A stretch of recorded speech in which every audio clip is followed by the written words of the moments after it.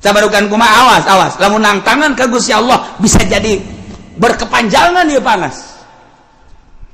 Berkepanjangan ieu panas. Tangerang geus kekurangan cai, pasokan air anu bakal ka Jakarta teh anu geus ka Jakarta ditutup lantaran untuk wilayah Tangerang ge kekurangan. Serang geus kekurangan cai ku ari mah. Kamari ieu aya rong Perpak Purwakarta di Purwakarta geus batela kurang cai. Karawang ge lamun teu ngandalkeun Jatiluhur mah geus eueuh cai.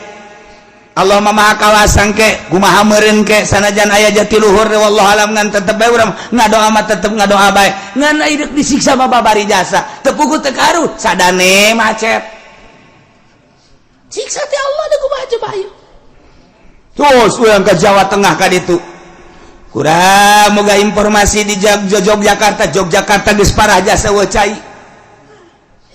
Tapi iya orang masih kene leha-leha kene zina nu mabok pemerintah korupsi terus baik nang tangan Allah.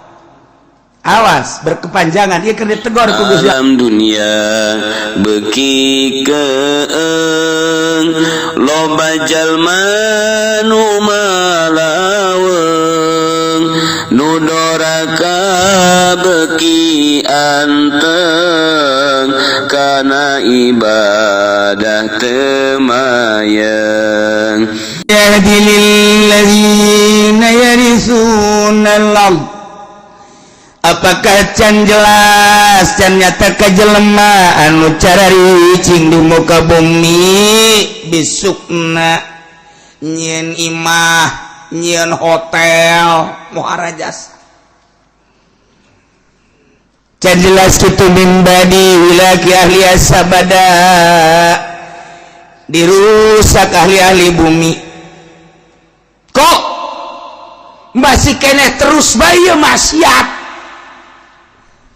Can jelas kitu telah lakon nu baheula Kangjeng Nabi Nuh alaihi salam umat tadi kumahakeun can jelas kitu coba kaum Samud anu Allah nurunkeun Rasul Kangjeng Nabi Shalih alaihi salam siksa. Apakah can jelas kitu baheula teh kaum Ad diutus ku Gusti Allah Nabi Hud. Apakah can jelas ka umat-umat nu kuari deuleu nu baheula zaman Kangjeng Nabi Lut alaihi salam umat da kumaha jeung nabi-nabi nu lainna teu dijadikeun barometer sih. Awas cak Gusti Allah encan jelas kitu hei khususna ka ahli Mekah encan jelas kitu hei ka para kafirin santerona khususna ahli Mekah atawa kafirin atawa kuari maka orang Indonesia nu dipimpin ku presiden anu paling kurus dunia. Masalah emang kenyataan kos gitu. Presiden orang tetap aku.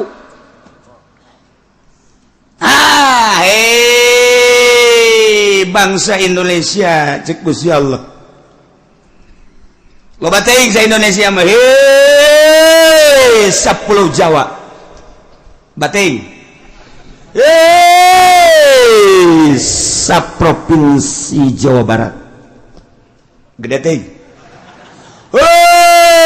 Banten sabanten guys cukup sabanten malah. Wahai manusia cek Gusti Allah di dunia umumna sadunya khususna ahli Mekah termasuk Indonesia lamun umum hei manusia can jelas itu ya ka jelema anu nyaricingan bumi nyeun imah anu kokoh meuli imah teh lain sakadar puluh juta ratus miliaran ka dituna bahkan belas miliar 10 miliar bahkan lain boga imah na hiji ya urusan imam geus masalah geus ieu kalakuan kuari cara ricing di bumi Allah kalakuanana maling korupsi zina judi bahkan teu percaya ka pangeran bahwa nu nyieun langit bumi teh Allah can jelas kitu ka jelema nu eta mibadi hilak ahliya sabada dirusak ahli-ahli nu balaheula awas maka teu dijadikeun ibrah teu dijadikeun barometer. Allahu nasa wa sabnahum bi hurubihim. lamun aing ngersakeun sarua aing nyiksa ka sia sakumaha kuat baheula ku dosa-dosa sia lamun sia dosana zina sarua jeung umat Kangjeng Nabi Lot ngadumling moal henteu ku aing disiksa saperti Kangjeng Nabi Lot umatna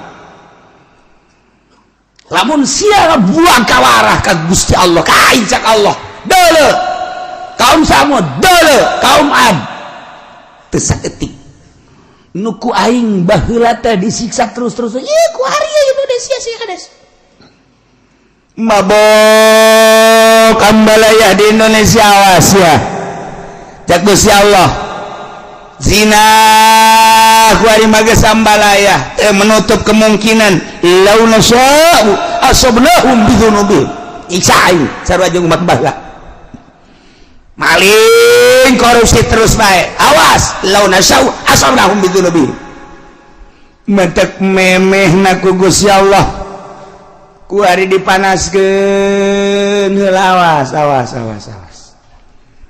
baheula teh kaum Ad nu dibere panas teh 3 tahun teu hujan 3 tahun bayangkeun 3 tahun teu hujan hese ka dieu ka ditu tatangkalan geus tandus 3 tahun atuh hujan batla luar biasa turun Rasul diturunkan ku Gusti Allah Kangjeng Nabi Hud alaihissalam dakwah bejakeun Hud ka umat lamun hayang subur makmur lah jinawi percayana ulah ka batu nyembahna ulah ka makhluk coba ka aing kitu bejakeun dakwah Kangjeng Nabi Hud terus-terusan dilelewe ku umatna terus bae dilelewe saeutik pisan mu iman ka Kangjeng Nabi Hud wanas makin menjadi-jadi diutus salah seorang ka Baitullah datang ka ditu ka Baitullah nu kamari didongengkeun teh ayalah kiriman teh mega mendung wah bararungah majar teh bakal hujan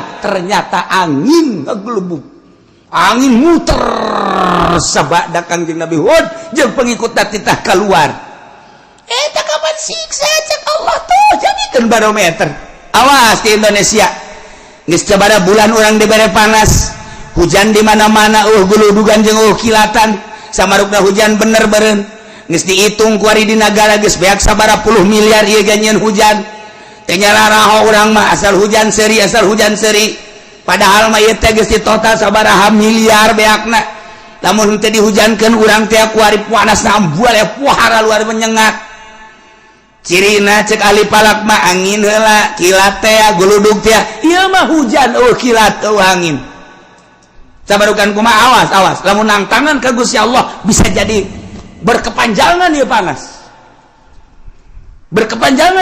Tangerang geus kekurangan cai pasokan air anu bakal ka Jakarta teh anu geus ka Jakarta ditutup lantaran untuk wilayah Tangerang ge kekurangan Serang geus kekurangan cai ku ari mah kamari iya yarong perpak Purwakarta di Purwakarta geus batela kurang cai Karawang ge lamun teu ngandalkeun Jatiluhur mah geus eueuh cai Allah mah maha kawasang ke kumaha meureun ke sanajan aya Jatiluhur wallahu alam ngan tetep bae urang ngadoa mah tetep ngadoa bae ngan ieu disiksa mah babari jasa teu puguh teu karu sadane macet siksa teh Allah da kumaha coba ayo terus urang ka Jawa Tengah ka ditu kurang moga informasi di Yogyakarta geus parah jasa eueuh cai tapi ieu urang masih kene leha-leha kene zina nu mabok-mabok pemerintah korupsi terus bae nang tangan Allah awas berkepanjangan ieu keur ditegor ku Gusti Allah awas mendak lobakeun lah istighfar ka Gusti Allah subhanahu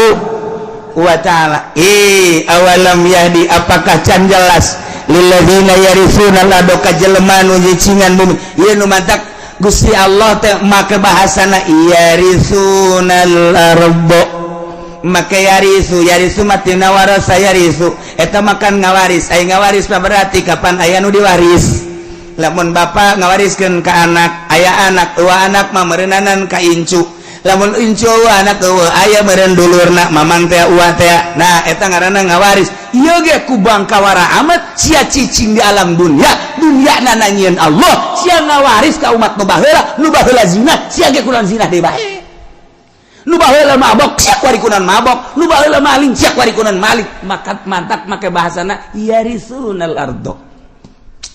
Pohara lamun dibongkar sakalimat na Al-Quran urang mangkat bulu dikiekeun dikitukeun urang mah maca anana bae ge kuari ge sararese ngadengikeun ageun cangkeul padahal mah kurang kumaha kopi geus ngarokok geus bubur geus segala wuduk segala tetep bae ku ngadengikeun cangkeul geus neuleuh deui ka jam bangun dek demo teh ka aing sia.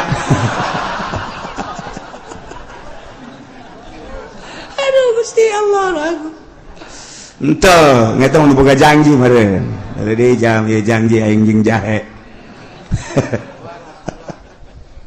Tuh ieu bahasa yarisuna sia cicing neruskeun lalakon umat nu baheula dizina disiksa umat nu baheula mabok disiksa ku Gusti Allah umat nu baheula maling disiksa ku Gusti Allah umat nu baheula kafir disiksa ku Gusti Allah. Awas sia ngawaris nu baheula sarua sia ge ku aing disiksa deui.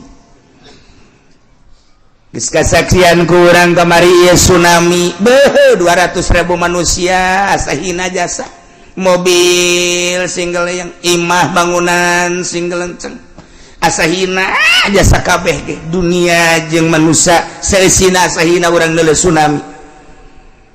Gempa Yogyakarta, tsunami Pangandaran, gempa Sukabumi, Gunung Galunggung, Yogyakarta gunung deui, kuari ke batuk-batuk bae gunung deui sarua bae. Teguran ti Gusti Allah. Ieu teh ulah kejadian alam sakumaha nu kamari caritakeun. Ieu teh teguran ti Gusti Allah, kuari panas teguran ti Gusti Allah. Ayo sia Presiden Jokowi nek merubah tentang perekonomian sia. Dek beralih nu tadina Amerika kuari dek diasupkeun Hong Kong Cina kuari sia dek diasupkeun Cina kuari berangkat ya negara teh hayo sia Amerika tetep bae terus mendesak Cina geus diasupkeun ka urang geus dibuka lebar-lebar asup ka urang sementara jeung Amerika ge can selesai dolar ditaekeun ku Amerika tina 9 naik 10 naik 11 naik 12 naik 13 kuari geus 13,9 geus 14 ayo sia udag-udagan jeung aing berangkat sia Cina cek Amerika perang Cina jeung Amerika di negara urang ti perekonomian urang teh naon urang teh naon kok jadi kos kieu sih kok jadi kos kieu sih kok beusi meuli 2.000 ngajual bursa 1.000 kok beusi meuli 3.000 dijual 2.000 atuh ieu mah bebeakan ka kolor-kolor. Ieu mah lain gulung tikar, gulung balik ieu mah tuh. Tidak kumaha aja bayu. Perang, urang teu nyaho, bangsa Indonesia mah kulantaran bodoh atuh seserian bae. Bodoh orang Indonesia mah teu nyahoana naon. Ieu teh keur perang Cina jeung Amerika di bidang perekonomian. Kulantaran perekonomian jadi tombaknya, tolak ukurna perpolitikan teu jalan. Perpolitikan di urang teh teu stabil. Deuk kabangun kumaha lamun perekonomianna macet kuari. Cina kakarak dibuka asuplah ka urang produksi encan Amerika dikatukangkeun sedangkeun bahan baku beelianana kudu make dolar taekeun sia ku aing kaudag moal ku sia sementara hitung-hitunganana ahli ekonomi di urang teh encan mampu kos kieu keberadaanana neuk kumaha sedangkeun jelema nyieun pabrik di depan eta teh make duit negara sekian triliun. Nah perpajakanana terus melambung teka udag kunyana lantaran nyana teh pajak tanah, pajak bangunan, pajak ekspor impor. Ieu teh kapan kudu dipenuhi sementara dolar naik bahan baku kudu dibeli ku dolar. Cina nyerang ka urang. Ieu teh kumaha ieu produksi teh aing balik ka Singapura. Teh saeutik anu boga karyawan 8.000 nyasa tinggal 2.000. Nu boga karyawan 20.000 nyasa tinggal 5.000. Tinggal bangsa Indonesia nu teu nyaon kieu amat sih dek demo ka mana? Oh pelindung di urang mah demo teh. Urang demo ka DPR lagi keur puyeng. Aing boro-boro siap ku aing sarua bae ieu. Nah, ieulah keberadaan Indonesia seperti kieu. Nah, hakikatna mah menang Allah keur dicoba heulanan. Urang mencari hakikat syariatna aturanana Jokowi nu boga. kuari keur diresapel kumaha perbaiki hayo coba menteri poh ieu ganti itu bakal gitu-gitu kayaknya Nemandak Habibie ngomong terpuruk sepanjang sejarah Indonesia perekonomian saat ini. Lain cek aing cek Habibie. Kamari Habibie datang ka dia.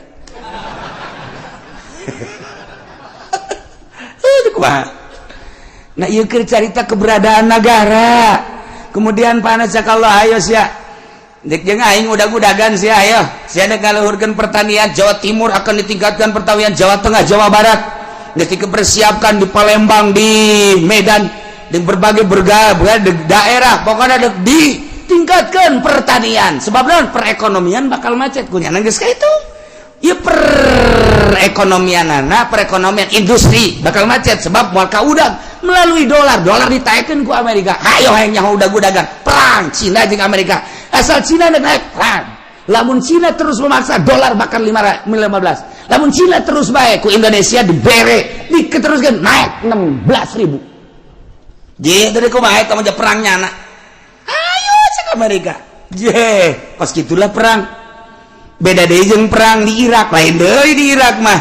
Ai di Irak mah Saddam Hussein teh deuleu sejarah. Cek Saddam Hussein manyaing teu mampu sih kok transaksi make kitu.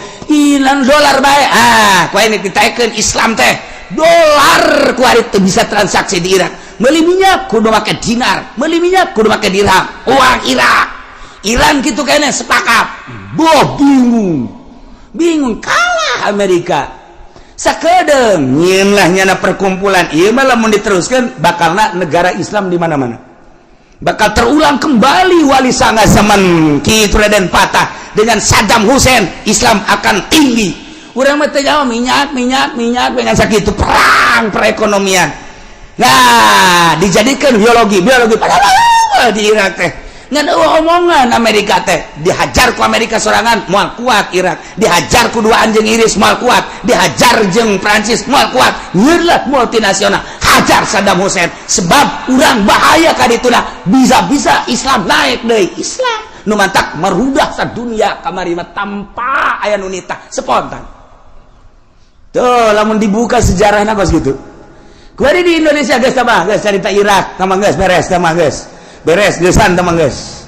Geus-geusan heulanan. Kuari urang mah carita Jokowi. Presiden urang eta kajen kumaha ge. Perang Amerika jeung Cina. Hayo udag-udagan sia. Kamu bisa teh sia. Ketika Cina terus yen naik jeung uang Cina naik yaitu dan garang Amerika masih kena siap naik deui dolar moal kuat kajen kumaha nu mantak cik Jokowi urang kuari mah beralih ke pertanian urang siapkeun pertanian wah geus disiapkeun nya lagi geus boga pemikiran ieu moal kuat ngudag dolar Amerika teh moal kuat geus urang kana pertanian cak Allah lain kitu titah ibadah atuh ka aing jas sia ngandelkeun pertanian teh ngandelkeun hujan panaskeun ku aing sia lain titah ibadah dengan udag-udagan bejakeun para ulama nu sekeliling mengelilingi Jokowi titah ibadah ka Gusti Allah kitu masyarakat ulah udag-udagan yang kekawasan Allah lamun dipanaskeun panas anu luar biasa deuleu India deuleu Pakistan parah di tropis tinggal tropis Allah maha segala-galanya awalam yahdi apakah itu jelas ka jelema anu seakan-akan mempusakai bumi cicing teh nyana jadi warisan dianggap pusaka bisukna cicing imah-imah sanunahna bae sabada dirusak ahlina nu baheula encan jelas Allahuna sya'u lamun kiamah kaula ngersakeun asobnahum kaula ge bakal ngeunaan ka manehna siksa ku sebab dosa-dosa nawas wa naqbahu ala qulubihim fahum la yasma'un kaula nu agung teh geus ngelak geus ngecap geus nyeplok kana hate-hatena jelema nu berheula manan manehanna teh iman teh manan-manehanana teu percaya ajuku kaula disiksa ajunya nanti daekeun ngadenge kana piwuruk-piwuruk si mata daburin ngan sakadar didengekeun dipikir henteu sakadar ngadegekeun dilaksanakeun henteu akhirna jadi guguyon siksa ku aita jelema-jelema nu bara heula teh nu mantak disiksa teh teu percaya ka aing hatena ku aing geus dicap diceplok distempel geus moal iman kulantaran buang ka warah jasa teu menutup kemungkinan anu ngawariskeun taneuh nu bara heula di urang zaman Bung Karno masyaallah menyatus desa Bang sampai Merauke Bung Karno menyatukan umat musyawarah jeung para penggede jeung para inohong tokoh-tokoh masyarakat berbagai lapisanana politikus ekonomi jeung ahli agamana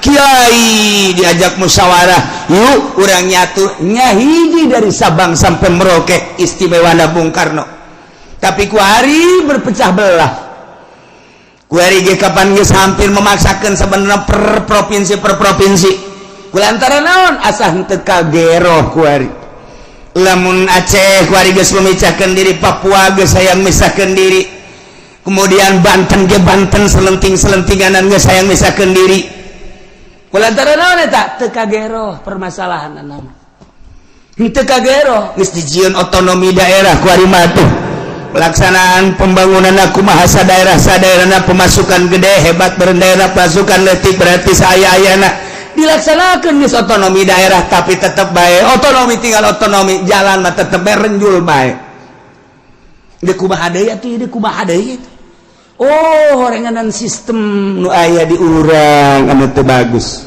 atawa manusia-manusiana geus moho kana sistem nu aya geus kudu dikumahakeun ieu mah keur nyaritakeun kebangkrutan urang diceplok ku Allah komo lamun datang ka lain sekedar mabok lain sekedar zinah lain sekedar korupsi bahkan manehanana kufur teu percaya ka Allah ieu diceplok ku Gusti Allah asal geus kararitu deurekeun cak Allah law nasya'u asabnahum bidzunubihim siksa ku aing teu menutup kemungkinan cara umat nu baheula jaga ku urang tina siksa Allah urangna babalik ka Gusti Allah subhanahu wa ta'ala tilkal quratuh kampung tuh negara tuh kota allati maradzikruha geus dicaritakeun tadi geus kaliwat naqussu alaika kaula nu agung nyaritakeun ka anjeun ya Muhammad Muhammad min ambaiha tina caritaan-caritaan eta negara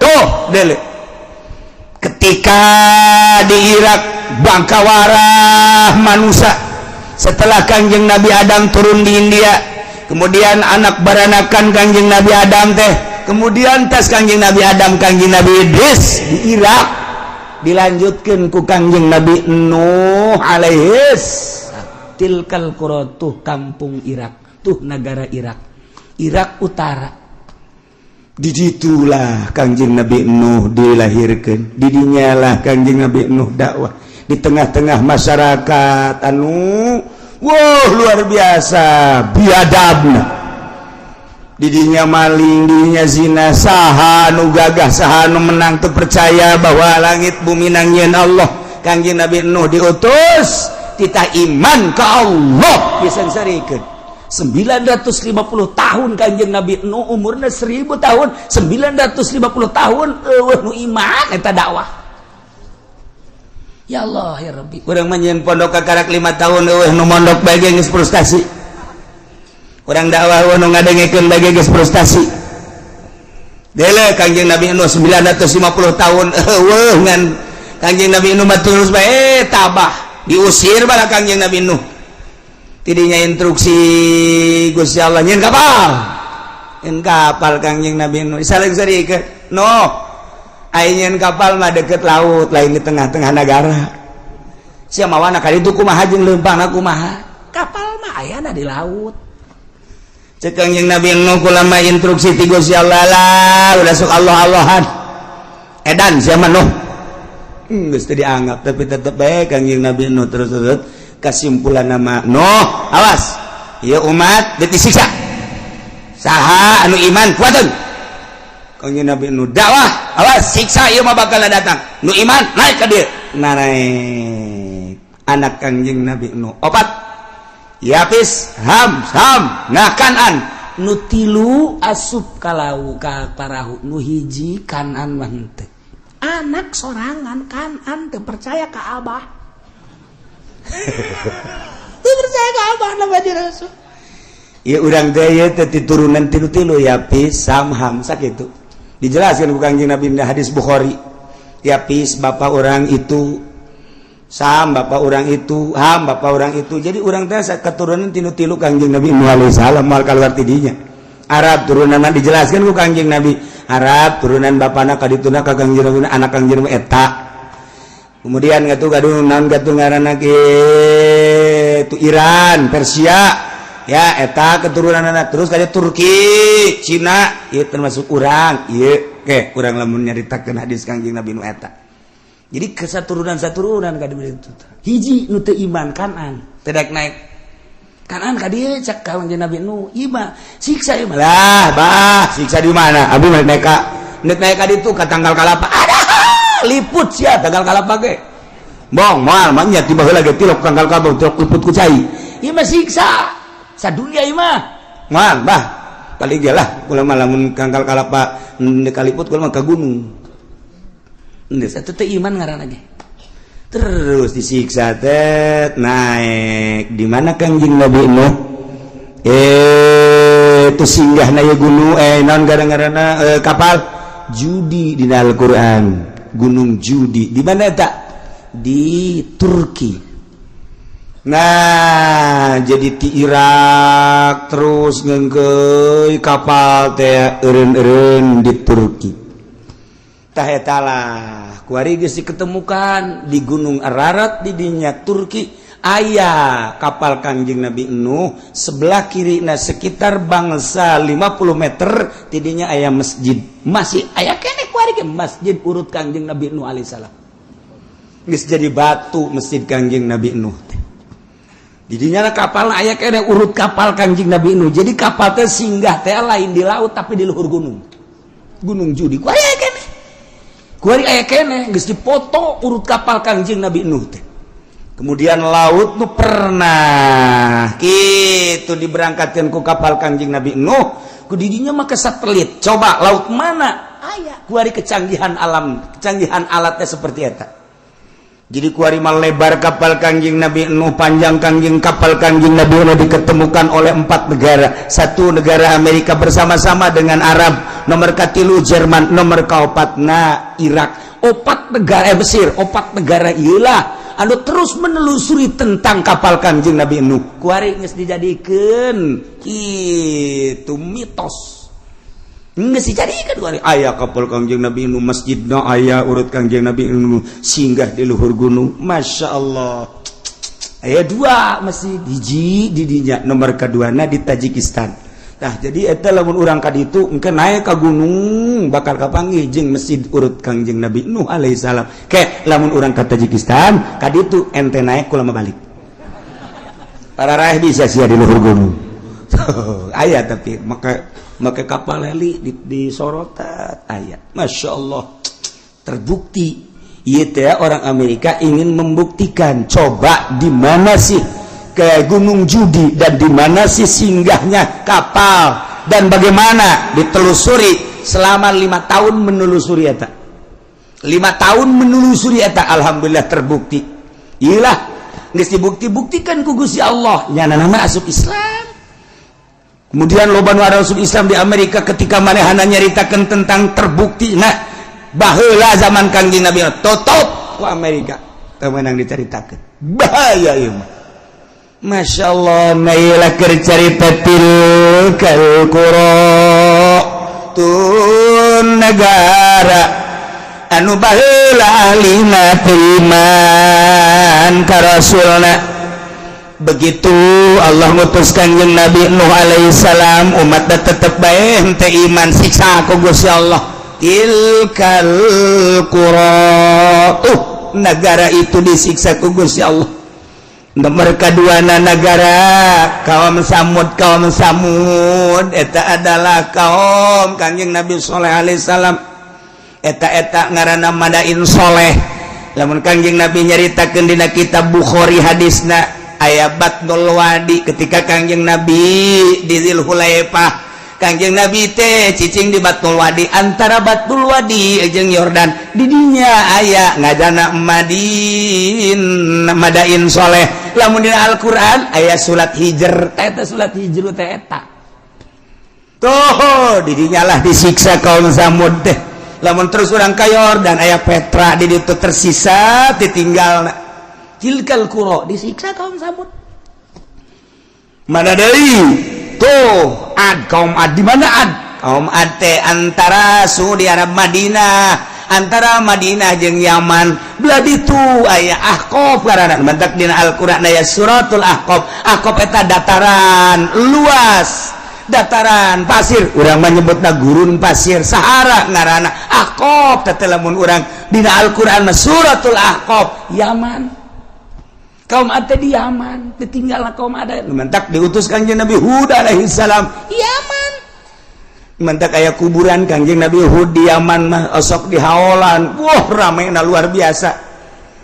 Ditinggal para nabi di Yaman. Kangjeng Nabi Kangjeng Nabi Sulaiman aya di Yaman, ditinggalna Kangjeng Nabi Sistea. Kemudian Kangjeng Nabi Hud ge aya berbagai nabi-nabi jeung wali-wali. Nu mantak paling istimewa sadunya adalah Yaman. Sunina kuat jasa gempur ku Yahudi. Moal bisa Yahudi ngagempur eta lamun tanpa make umat Islam dicuci otakna, anak buahna teh dicuci otakna supaya menyatakan Islam teh seperti ieu. Jadikeun ISIS berangkat.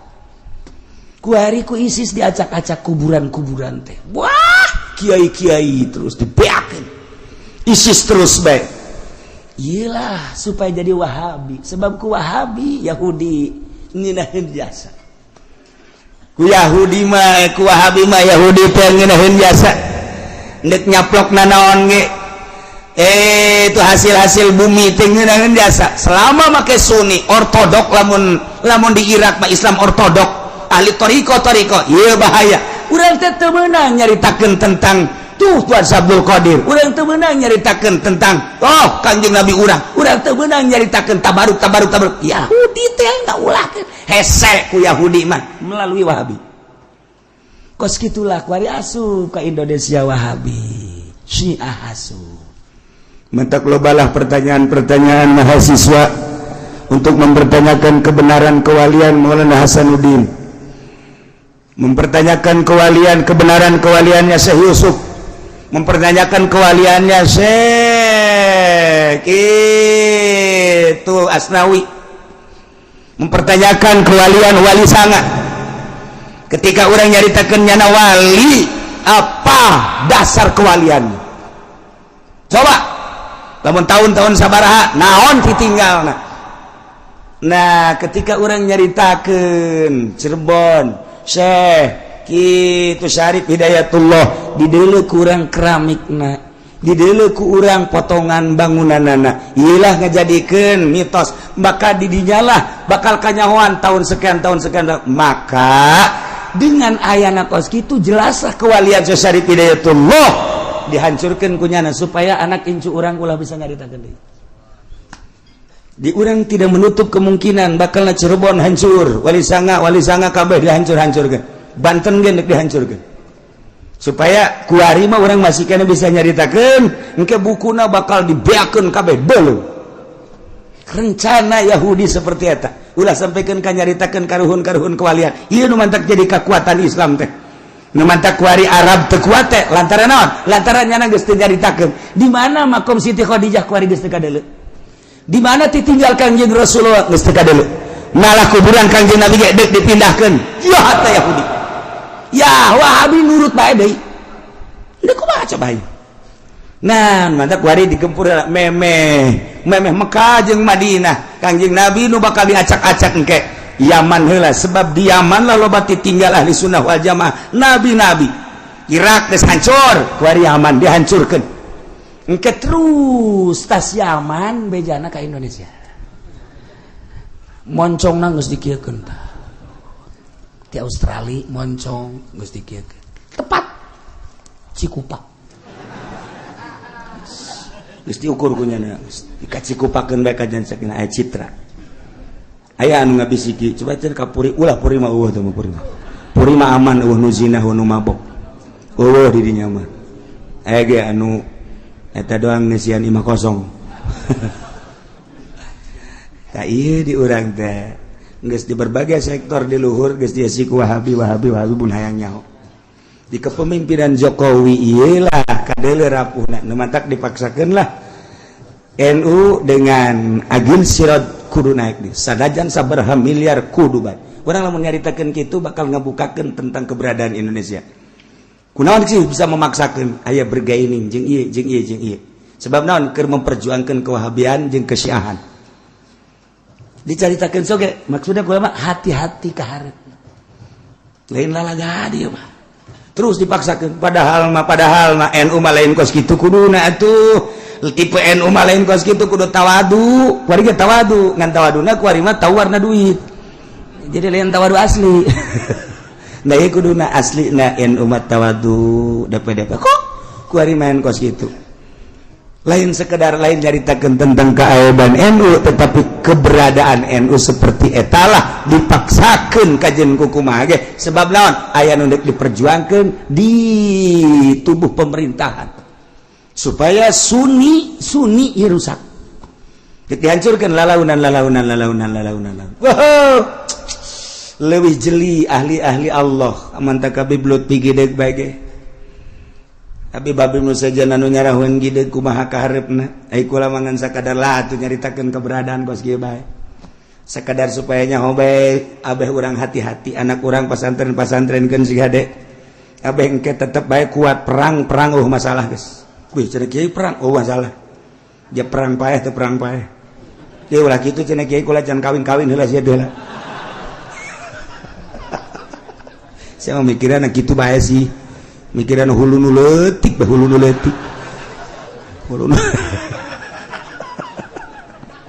kula bae inget mikiran hulu nu leutik sok inget ka jelema ku boga pamajikan opat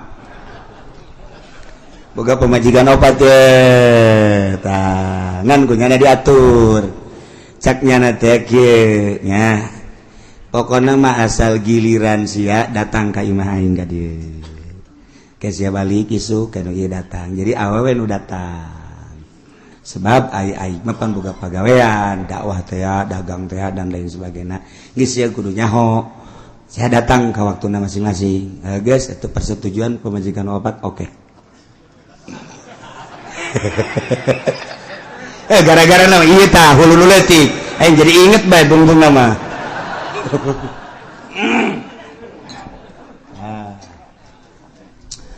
geus kitu paringana barang-barang peuting teh pan nu datang ieu peuting ieu ku jadi telepon ge teu datang geus kajeun lah peuting ieu teu datang ge peuting kadua giliran nu anu biasana nu kadua ieu teu datang deui bae sial aing geus pargel kieu teu datang cek nya teh nu katilu ge teu datang deui bae pamajikan nu kaopat bebeureuh datang teu datang deui bae masyaallah cek nya isi kunaon kieu teh opatna baru datang hijatan salarial jasa langsung nyono pas nu ngariung di lembur eta nu ngariung kabeneran nyana titah nyambut nyana dulur-dulur sadaya geus esi nyambut na manusia ngan nyana nyelipkeun urusan nyana itu biasa tanya ki pudol ya begitu penceramah nyana nyelapkeun urusan nyana cak nyana teh kula mah urusan sambutan mah geus beres ya nya ngan ieu mah kieu saeutik mah dulur horenganan eta pamajikan ngaladenan salaki ganjaranana sarua jeung ngabunuh Yahudi 70 lamun pamajikan ngaladenan salaki berarti sarua jeung jihad fisabilillah ngabunuh pamajikan 70 beuh eta lamun sakali lamun salila hirup berarti alajur kabeh Yahudi ieu mah keur carita gede jasa ganjaranana eta pamajikan opat ngadengekeun BKB di majaheun nya horeng gede teh ganjaranna geus bae balik ka imah tah pamajikan datang Assalamualaikum Waalaikumsalam ye dia datang ye naon kula mah kabita ngadenge tadi kakak nyarita cek jana cenah ieu 70 cek jana ganjaranana atuh ayo rasa sarere beres lah kula mah lantaran ieu mah tuh geus beres kula balik ya geus sabodo teh balik mah balik teu kebal datang deui nu hiji deui. Waalaikumsalam. Non ya kade tadi kula ngadenge cenah 70 sarojeng mehan Yahudi. Oh bener atuh kula mah lah ieu mah hitung-hitung jihad bae. Hayo geus beres nu kadua balik nu katilu datang we. Waalaikumsalam. Aya naon ieu penting-penting ada kula ngadenge tadi kabita ajaknya na sarua aja ngabunuh 70 Yahudi kula ge hayang hayo atuh ayo berangkat deui beres eta nu kaopa dipaksakeun ku nyana aju ngomong jaknya na beuh horeng lain Yahudi nu pae aing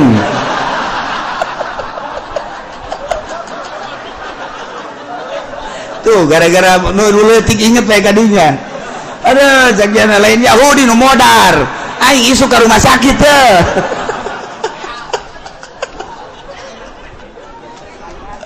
Masya Allah karena geus teu kudu obat-obat hiji bae urang nu teratur ngan lamun hiji kurang ya dua lah masalah lah gitu. Ngan nu teratur rasa penting hijikeun gitu atuh teu mah modarnya tuh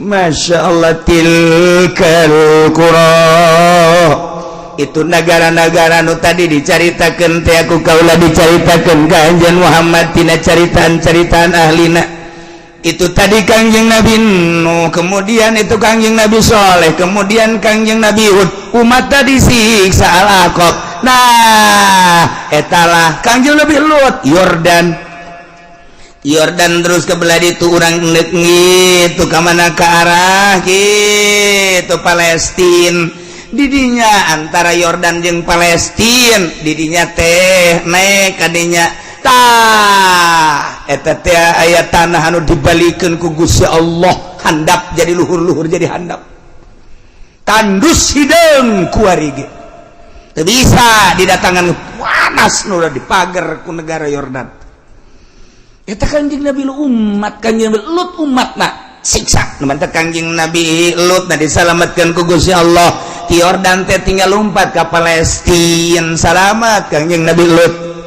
ngan pamajikanana korban tuh lamun urang nyaritakeun tentang hidayah Kanjeng Nabi Nuh anakna teh iman Kanjeng Nabi Lut pamajikan teh iman Kanjeng Nabi urang mamangna teh iman Kanjeng Nabi Ibrahim bapana sorangan teh iman ya Allah ya Rabb mahal hidayah tilkal qura negara-negara nu tadi dicaritakeun Muhammad ku kaula dicaritakeun ka anjeun tina caritaan-caritaan tentang ahlina anu bangkawarah teu nurut ka Rasul siksa teu menutup kemungkinan umat setelah eta ge mun teu nurut ka aturan-aturan Rasulullah disiksa Indonesia geus sabaraha kali disiksa nu tadina Jawa nu tadina Banten jeung Sumatera ngahiji kuari jadi pisah lantaran Gunung Merapi jadilah Selat Sunda di dinya teh eta teh siksa terus datang ka dieu ka mau tsunami teh anu mun kuring kuari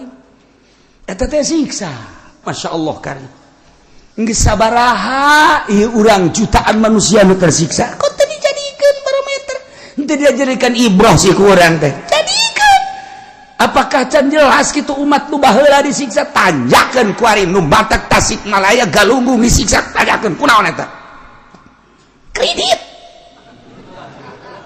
ditanyakeun kredit eta ahli-ahli kreditnya teh urang dinya urang kitu rancapaku terus urang kadinya kredit nu mantek eta kamari ieu kitu Padang eta Padang teh dibelebeskeun ku Gusti Allah datang ka kuari wallahu alam kumaha gunung nimpah negara eta datang ka kuari sabaraha ribu manusia kunaon eta tanyakeun Padang emang kumaha gitu Padang ya Allah ya Rabbi eta nu mantak Aceh disunamikeun di Aceh kunaon ganja anu luar biasa dikirim ke unggal negara lewat Merak lewat Singapura dan lain ganja beuh datang ka kuari nu ngaran ganja di non gitu ngaranna di dinya di Aceh jadi sorangan Masya Allah numantek kuari urang lamun dahar di Padang sing hade ngeunah keberesna tunduh eta teh make ganja eta lina lawar jadi persediaan biasa, jadi makanan biasa orang di Padang di Aceh, di ditu mah orang mau namu ke Aceh, lamun orang tengarti ke agama, ketika masak diganja, nikmati daharna, tekebal PS, ganja, jadi sorangan. Lamun orang nyaritakeun ganja di Aceh jadi sorangan, orang nyaritakeun di Yordan, eta teh kitu zaitun jadi sorangan.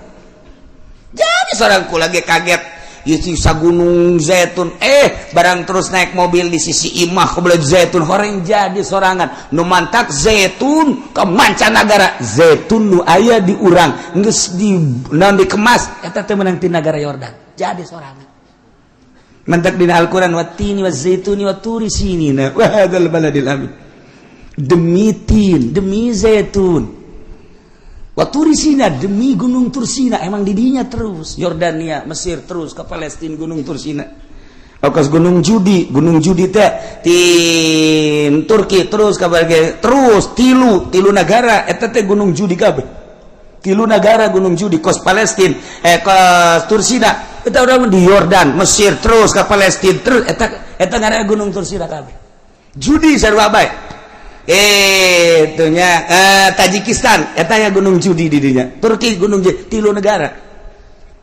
negara Afghanistan terus kan itu eta gunung Judi kabeh Masya Allah urang mah menyaritakeun gunung santri cerah hiji urang gunung Karang eta loba gunung Karang tapi nu kanyahoana mah nu gedena bae kos kitulah di urang mah di luar negeri mah tuh gunung tilu negara urang kula nanyakeun mana ieu gunung Tursina sugan kula macel cara gunung santri horenganak haja kulo cekna Tursina Masya Allah kula nanya tak kagaidna ieu mana gunung Tursina enak gunung Tursina cekna haja kulo Tursina kabeh Tursina teh di dieu datang Yordania Mesir terus ka ditu Palestina haja kulo Tursina oh cek kula teh ieu mah aing lain etan mah ditanyakeun deui urut Kanjeng Nabi Musa mana gerib cekna sakedeung deui pas sakedeung deui